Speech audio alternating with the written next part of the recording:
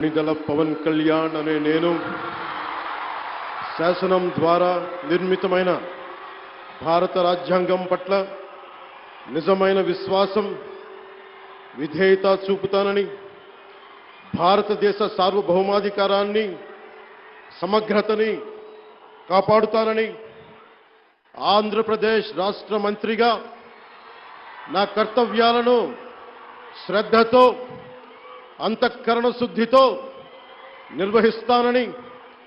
భయం గాని పక్షపాతం గాని రాగద్వేషాలు గాని లేకుండా రాజ్యాంగాన్ని